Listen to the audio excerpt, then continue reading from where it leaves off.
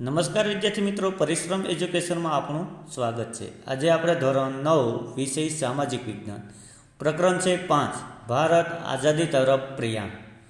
અગાઉના વિડીયો લેક્ચરની અંદર આપણે સાયમન કમિશન, નહેરુ કમિટી અને પૂર્ણ સ્વરાજની માંગણી, ત્યાર પછી સવિનય કાનૂન ભંગના ભાગ સ્વરૂપે આપણે દાંડી યાત્રા છે તેનો અભ્યાસ કર્યો।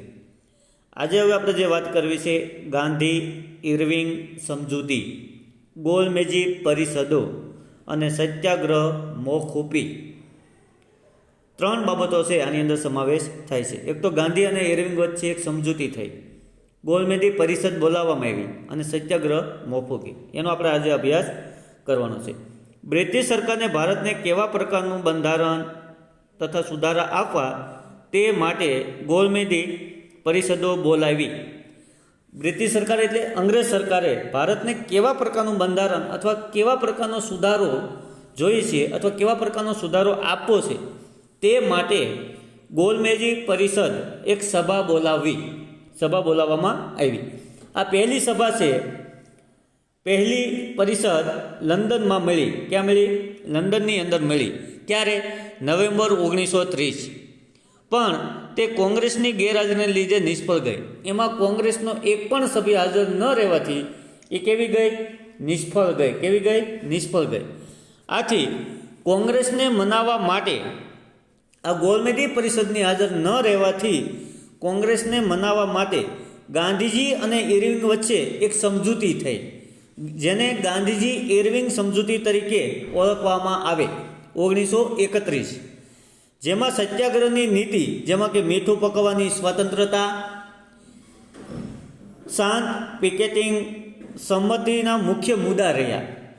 બીજી ગોલમેજી પરિષદમાં કોંગ્રેસના પ્રતિનિધિ તરીકે માત્ર ગાંધીજી જ હાજર રહ્યા। પહેલી પરિષદ શા માટે નિષ્ફળ ગઈ? કે કોંગ્રેસનો એક પણ સભ્ય હાજર નહોતો। પછી ગાંધી અને ઇરવિંગ વચ્ચે સમજૂતી થઈ અને જ્યારે બીજી પરિષદ લંડનની અંદર જ બોલાવવામાં આવી તેમાં માત્ર ગાંધીજી જ હાજર રહ્યા। પણ બ્રિટિશ પક્ષે બંધારણની ઘડતર સરસા માટે અલગ અલગ કોમ માટે અલગ અલગ મતદાર મંડળોના વિભાજનકારી મુદ્દો ઉઠાવતા ગાંધીજી નિરાશ થયા કે એવા પ્રકારનું આપણને બંધારણ ઘડતર માટે સરસા થાય કે દરેક કોમ માટે છે અલગ બંધારણ હોય, અલગ મતદાર મંડળ હોય અને વિભાજનકારી મુદ્દો ઉઠાવતા કે આમાં આપણે વિભાજન પાડતો મુદ્દો હોવાથી ગાંધીજી કેવા થયા? નિરાશ થયા। અને ગાંધીજી નિરાશ થતાં અંતે આ પરિષદ છે કેવી ગઈ? નિષ્ફળ બની। કેવી બની? નિષ્ફળ ગઈ। આમ ગાંધી ઇરવિંગ સમજૂતી, ગોલમેજી પરિષદ નિષ્ફળ ગઈ અને સત્યાગ્રહ મોકૂફી। આમ ગાંધીજીને છે હવે એક નવો જ અધ્યાય અને નવું જ આંદોલન છે એ શરૂ કરવાનું શરૂ કર્યું। અને છેલ્લું જે આંદોલન છે હિન્દ છોડો સર્વ આંદોલન, હિન્દ છોડો આંદોલન 1942-43 ની અંદર આ આંદોલન છે એ કરવાનું નક્કી શરૂ કર્યું। વિશ્વયુદ્ધના બદલાયેલા સંજોગોને ધ્યાનમાં રાખીને, કેમ કે ત્યારે દ્વિતીય વિશ્વયુદ્ધ પણ શરૂ થયું અને શરૂ હતું 1939થી 1945ની વચ્ચે છે એ દ્વિતીય વિશ્વયુદ્ધ હતું। આ વિશ્વયુદ્ધની અંદર બદલાયેલા સંજોગોને ધ્યાનમાં રાખીને કોંગ્રેસની કારોબારી સમિતિએ વ્યક્તિગત સત્યાગ્રહ બંધ કરવાનો નિર્ણય લીધો કે હવે આ જે વ્યક્તિગત સત્યાગ્રહ હતો એ બંધ કરવાનો શું લીધો? નિર્ણય લીધો। ક્યારે? જાન્યુઆરી 1942। ક્રિસ્પ દરખાસ્તો દ્વારા સિદ્ધ થયું કે બ્રિટિશ સરકાર સત્તા છોડવા માગતી ન હતી, કે બ્રિટિશ સરકાર છે આપણે હવે સ્વરાજ આપવા સત્તા છે એ છોડવા માગતી ન હતી, તથા હિન્દુસ્તાનને સ્વરાજ આપવાનો તેનો કોઈ ઈરાદો ન હતો।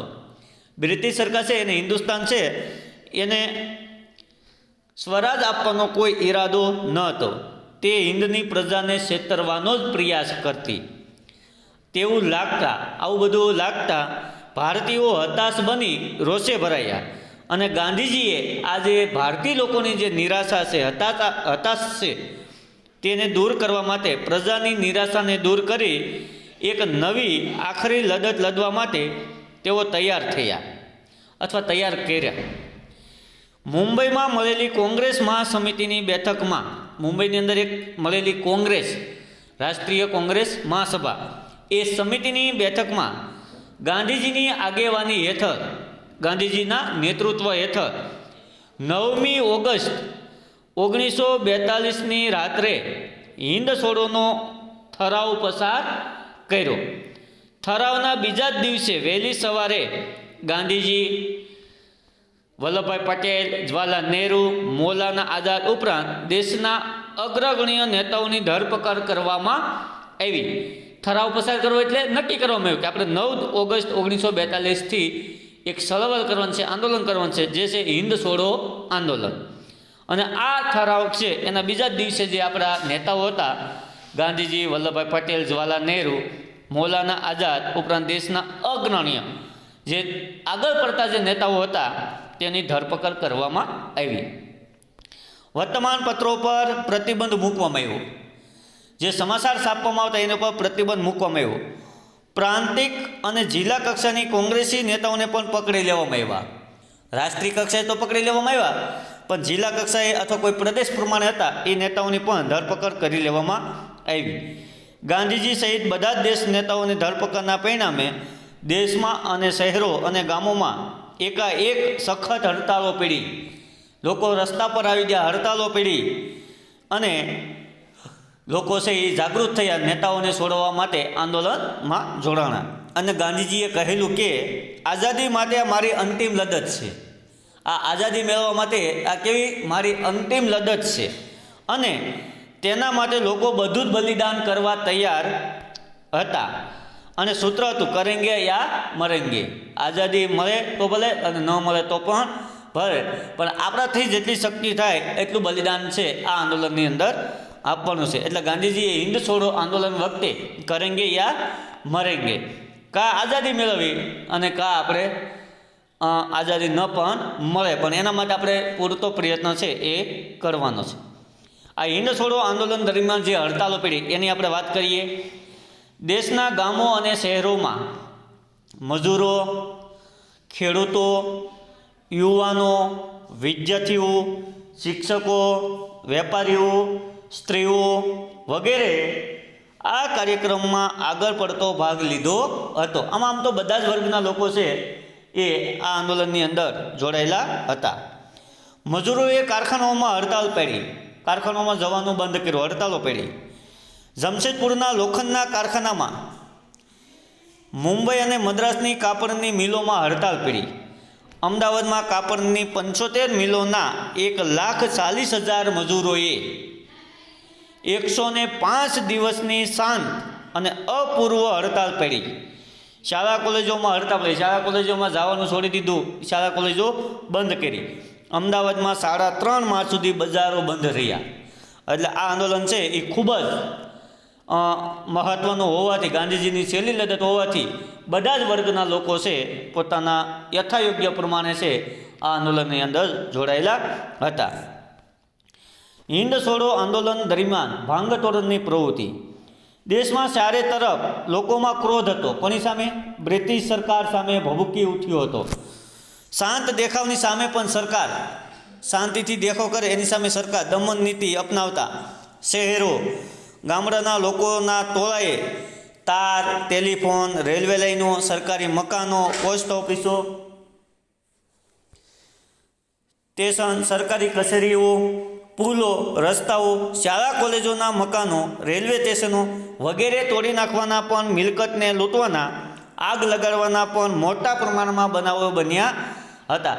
એક તો છેલ્લી લડત હતી, બધા વર્ગના લોકો જોડાયેલા હતા અને બ્રિટિશ સરકાર સામે જે ક્રોધ હતો અને એના માટે ટેલિફોન છે, રેલવે લાઇન છે, સરકારી મકાનો છે, પોસ્ટ ઓફિસ છે, રેલવે સ્ટેશનો છે, કચેરીઓ છે, પુલો છે વગેરેની તોડફોડ છે એ કરવામાં આવી. અને કેટલાક વિસ્તારમાં તો લોકોએ બોમ્બનો પણ ઉપયોગ કર્યો.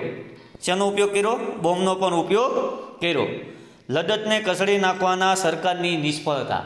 હવે આ લડત એટલી બધી ઉગ્ર બની ગઈ, એટલી બધી વિસ્તારોમાં ફેલાઈ ગઈ કે બ્રિટિશ સરકારને આ લડત છે એને રોકવામાં, લડતને કસરી નાખવામાં પણ નિષ્ફળ લઈ.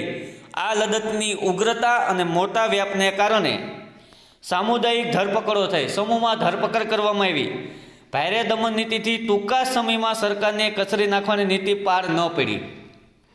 આખા દેશમાં ઠેર ઠેર ખૂબ જ મોટા પ્રમાણમાં લડતનો ફેલાવો થયો. ભાંગતોડ દ્વારા સરકારી તંત્રને ખોરવી નાખવાનો પ્રયાસ. સરકારી તંત્ર છે એને ખોરવી નાખ્યું, બંધ કરી દીધું. 70,000 કરતાં વધારે લોકોને જેલમાં પૂર્યા. આ સાવધાનીમાં 538 વાર ગોળીબાર કરવામાં આવ્યા બ્રિટિશ સરકાર દ્વારા. 128 માણસોએ જાન ગુમાવ્યા. 3200 માણસોને ઈજા થઈ. અમદાવાદ અને પટનામાં ગોળીબાર કરતા વિદ્યાર્થીઓ મૃત્યુ પામ્યા. આ લડતમાં લોકોએ જે પોતાના વ્યક્તિગત બલિદાન અને સામૂહિક વીરતા બતાવી, તેથી વિશ્વની સાથે બ્રિટિશ સરકાર પણ એવી સાપ પડી કે હવે વધુ સમય તેઓ ભારતમાં શાસન કરી શકશે નહીં, અથવા પોતાનું શાસન છે લાંબો સમય ટકાવી શકશે નહીં. સર્વમાં લોકોએ સ્વયંભૂ પોતાની રીતે ચળવળ ચલાવી. હિન્દ છોડો શબ્દ લોકોને સ્વયં સ્ફૂર્તિની ઘોષણા દ્વારા અપનાવેલો હતો કે હવે બ્રિટિશ સરકાર છે એને હિન્દ છોડો આંદોલન છે, હિન્દ છોડો એને આપણે સ્વયં સ્ફૂર્તિ પોતાના ની રીતે છે અપનાવેલો હતો. આ સૂત્રથી ડોમિનિયન સ્ટેટસ શાસનિક સ્વરાજનો ખ્યાલ અદ્રષ્ટ થઈ ગયો કે આપણે જે પ્રાંતિક જે સત્તા આપવાના હતા એ હવે દૂર થઈ ગયા, અને હવે તો પૂર્ણ સ્વરાજ કે સંપૂર્ણ સત્તા છે એ અમારી ભારતની હોવી જોઈએ, પૂર્ણ સ્વરાજ જોઈએ તે માટે કટિબદ્ધ થયા. ત્યારબાદ 5 વર્ષે ભારતને સંપૂર્ણ સ્વતંત્રતા મળી. આમ હિન્દ છોડો આંદોલનની અંદર જે લોકોની અંદર એકતા, વીરતા અને દેશ પ્રત્યેની જે ભાવના છે એના કારણે હિન્દ છોડો આંદોલનથી છે બ્રિટિશ સરકાર છે એને પણ નિષ્ફળ બનાવી શકી નહીં. હવે આપણે કરવી છે આઝાદ હિન્દ ફૌજ, સુભાષચંદ્ર બોઝ. આઝાદ હિન્દ ફૌજના જે નેતૃત્વ કરનાર છે એ સુભાષચંદ્ર બોઝ છે. એના વિશેનો આપણે પરિચય મેળવીએ. સુભાષચંદ્ર બોઝનો જન્મ ઓરિસ્સાની રાજ્યના અંદર એક કટક શહેરમાં થયો હતો. ક્યારે થયો હતો? 23 જાન્યુઆરી 1897. તેમના પિતા રાહબહાદુર હતા, માતા જાનકીનાથ બોઝ હતા. કાનૂની ક્ષેત્રે સરકારે વકીલ હતા. શું હતા? વકીલ હતા. એના પિતાશ્રી કેવા હતા? કાયદા ક્ષેત્રે વકીલ હતા. માતા શ્રીમતી પાર્વતી દેવી ધાર્મિક પ્રવૃત્તિવાળા હતા. શું હતા? માતા જે એના પાર્વતી દેવી હતા એ ધાર્મિક પ્રવૃત્તિવાળા હતા. આ બંગાળી છોકરો બ્રિટિશ સરકારમાં વફાદાર સેવક બનશે તેવી ભવિષ્યવાણી વિચારી હતી કે આ બંગાળી છોકરો છે એ બ્રિટિશ સરકારમાં કે બ્રિટિશ સરકાર છે એમાં વફાદાર સેવક બનશે તેવી ભવિષ્યવાણી વિચારી હતી, જેને ભારતની બ્રિટિશ હુકુમત સામે સ્વાતંત્ર્ય સેનાની તરીકે કામ કર્યું. ભારતીય જે સ્વાતંત્ર્ય સેના છે એના તરીકે કામ કર્યું. કોલકાતાની પ્રેસિડેન્સી કોલેજમાંથી ખૂબ જ સારા ગુણથી પરીક્ષા પાસ કરી. વધુ અભ્યાસ માટે તેઓ ઇંગ્લેન્ડ ગયા. ત્યાંથી ખૂબ જ અઘરી ગણાતી ICS ઇન્ડિયન સિવિલ સર્વિસની પરીક્ષા 4થા નંબરે પાસ કરી. તેઓ કોલકાતા પાછા ફેર્યા. આ પરીક્ષા પાસ કરી ઉચ્ચ અભ્યાસ કરી ક્યાં ફેર્યા? કોલકાતા પાછા ફેર્યા. કોલકાતાની પ્રેસિડેન્સી કોલેજમાં અંગ્રેજ અધ્યાપક ઓત દ્વારા રંગભેદની નીતિઓ અને ભારતીય વિદ્યાર્થીઓના અપમાનજનક વર્તન અને અભિમાનના કડવા અનુભવો તેમના માનસમાં ક્રાંતિના બીજ રોપ્યા. કે આ અધ્યાપક તરીકે હતા ત્યારે એને જે ભારતીય વિદ્યાર્થીના અપમાનજનક વર્તન, અભિમાનના કડવા અનુભવો છે એ બ્રિટિશ સરકાર દ્વારા થતા અને એની અસર છે એના માનસ મગજ ઉપર ક્રાંતિકારીના બીજ રોપ્યા. તેમણે ભારતમાં સ્વાતંત્ર્ય સંગ્રામમાં ખૂબ રસ લીધો. તેઓ હિન્દી મહાસભાના સક્રિય કાર્યકર્તા બની ગયા. તેઓ રાષ્ટ્રીય સ્વરાજ પક્ષમાં જોડાઈ ગયા. રાષ્ટ્રીય જે સ્વરાજ પક્ષ હતો 1923ની અંદર તેની અંદર જોડાણ. ટૂંક સમયમાં યુવાનોના અતિ પ્રિય નેતા બની ગયા. સવિનય કાનૂન ભંગની લડતમાં તેઓ મોખરે રહ્યા. જાણી જોઈને જે કાયદાનો ભંગ કરવાનો હતો તેમાં તેઓ મોખરે રહ્યા અને જેલવાસ પણ વેચ્યો. તે જેલ પણ ભોગવી.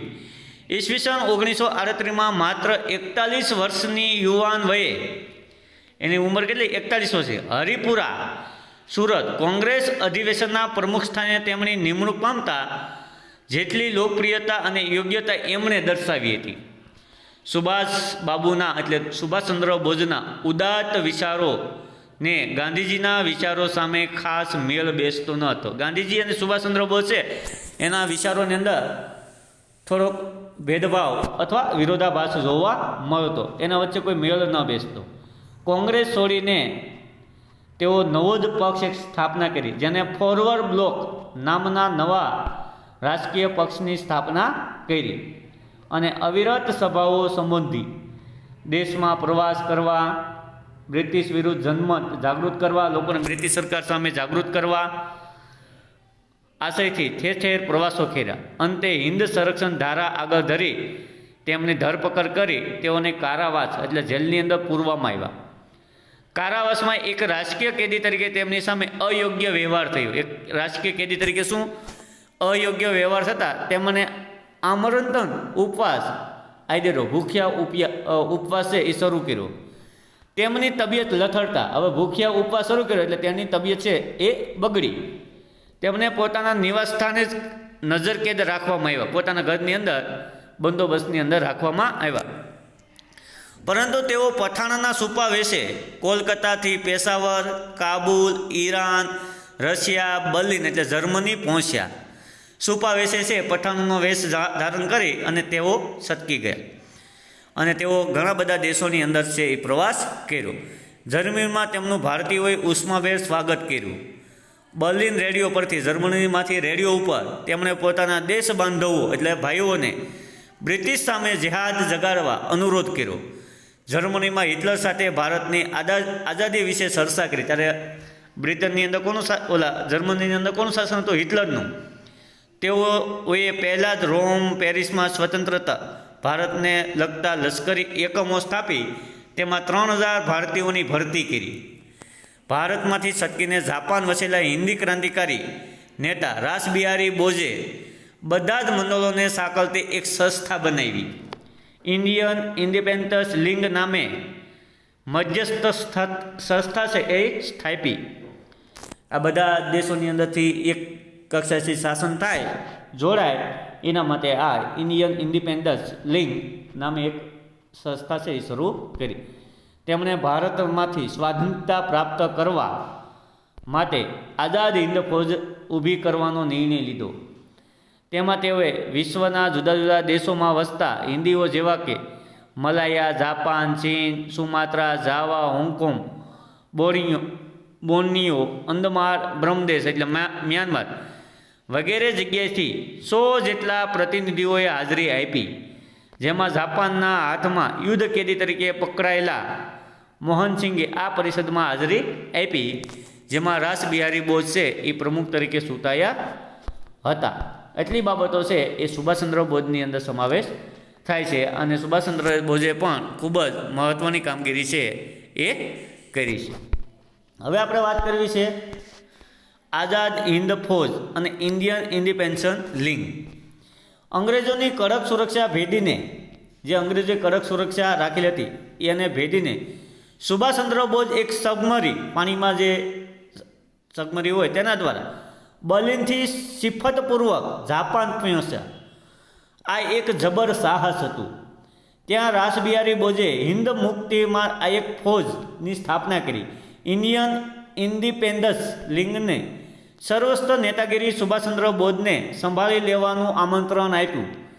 જે આ આઝાદ હિન્દ ફૌજ હતી એના જે નેતા હતા રાસબિહારી બોઝ, હવે એ શું કીધું કે આ જે સંસ્થા છે, સભા છે, એની તમે હવે સુભાષચંદ્ર બોઝને સંભાળી લેવાનું આમંત્રણ આપ્યું. આ ફૌજ માત્ર હિન્દી સૈનિકોની જ અને હિન્દી અધિકારીઓની જ અને ભારતીય મુક્તિ માટે જ લડશે તેમ નક્કી થયેલા કે આ જે ફૌજ છે એ હિન્દી સૈનિકોની છે, હિન્દી અધિકારીઓની છે અને ભારતને મુક્તિ કરવા માટેની જ લડશે તેમ નક્કી થયેલ.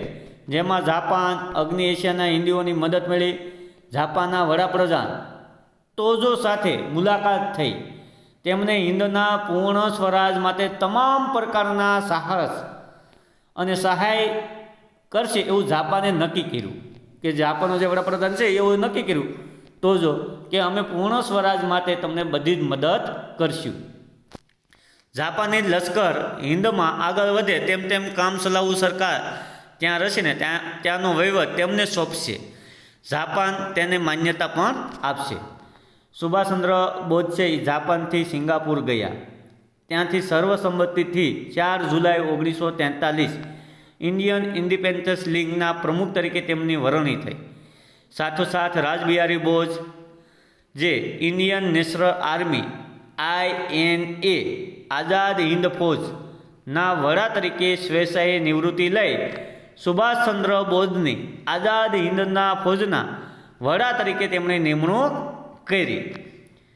પ્રમુખ તરીકે તેમની વરણી થઈ. સાથે સાથે રાજબિહારી બોઝે જે ઇન્ડિયન નેશનલ આર્મી હતી એના પ્રમુખ તરીકે પણ સુભાષચંદ્ર બોઝની નિમણૂક કરી. ત્યાં વસતા જે હિન્દીઓ છે પોતાની માતૃભૂમિને મુક્ત કરાવવા માટે યોગ્ય અને સમર્થ નેતા મળ્યા. ત્યારથી સુભાષચંદ્ર બોઝને નેતાજીનું હુલામણું નામ આપ્યું કે આવા આપણે નેતાજી મળ્યા એટલા માટે એને નેતાજી તરીકે હુલામણું નામ આપ્યું. અને સુભાષચંદ્ર બોઝ એટલે નેતાજીએ સૈનિકોને સલ્લો દિલ્હી તુમ મુझे ખૂન દો મેં તુझे આઝાદી દૂંગા જય હિન્દ ના સૂત્રો આપ્યા. પોતાના માર્ગદર્શનથી આરજી હુકુમત સમાંતર સરકારની રચના કરી. દક્ષિણ પૂર્વ એશિયાના દેશોનો પ્રવાસ કરી ત્યાંના ભારતીયો માટે માતૃભૂમિની સ્વતંત્રતાના કામે તેમને સર્વસ્વનું બલિદાન આપવાની માંગણી કરી. સર્વસ્વ બલિદાન આપવાની. સુભાષચંદ્ર બોઝ દ્વારા કામ ચલાઉ સરકારની સ્થાપના.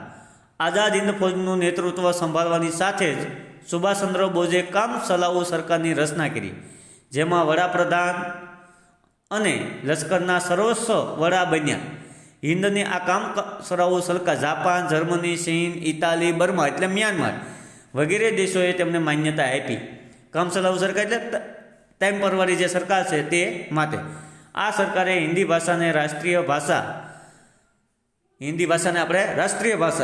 રાષ્ટ્રધ્વજ તરીકે તિરંગો ધ્વજ સ્વીકાર્યો. આવક માટે જાપાનની સહાય, આપણે આવકની મદદ જરૂર પડતી તો જાપાન. સ્વૈચ્છિક ફાળો, લોકો જે ફાળો આપે તે.